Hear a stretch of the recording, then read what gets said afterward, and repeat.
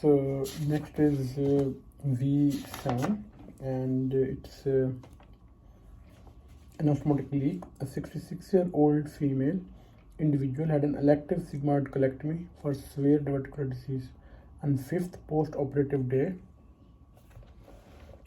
she is tachycardic, tachypneic, febrile, and nauseated. Her abdomen is distended but soft and non-tender on palpation. Her hemoglobin is 9.6, white cells is 14.3, CRP is 250. How will you manage her?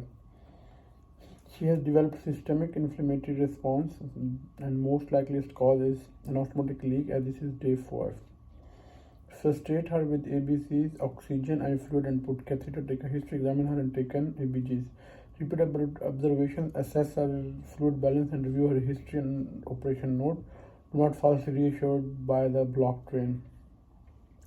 So her ABGs came as her saturation, her oxygen saturation is 92% with FiO2, inspiratory oxygen concentration 40 liters. She has bilateral basal crepitation. ABGs show partial pressure of oxygen 5.5, which is low, carbon dioxide 3.4, and pH 7.3, and base excess of -5.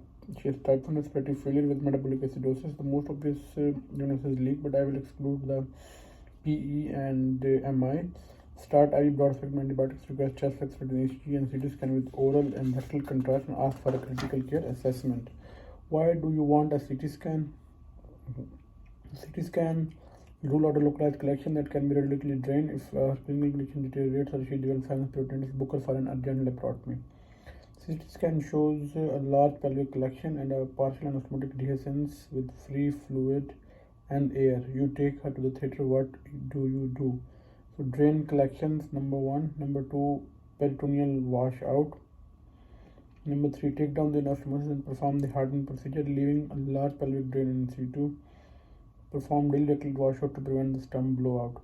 However, management should be guided by the status of the patient and the doctor's experience. If leak is small, no generalized contamination in the peritoneal cavity. If leak is less than 1 centimeter, it can well vascularized. It can be primarily repaired, and after doing on-table colonic washout, a defunctioning loop ileostomy can be created. But small leaks with contained abscess may be managed with similarly, but placement of an endoluminal vacuum therapy device called endosponge in the anastomotic defect rather than primary closure. What are the causes of anastomotic leaks? So again, techniques, surgical techniques are technical factors, and the patient factors. So local factors are poor technique like anastomosis under tension, poor vascularity, local infection, radiation, missed proximal affecting lesion, low anastomosis, more than 500 ml blood loss, peritonitis at the initial operation.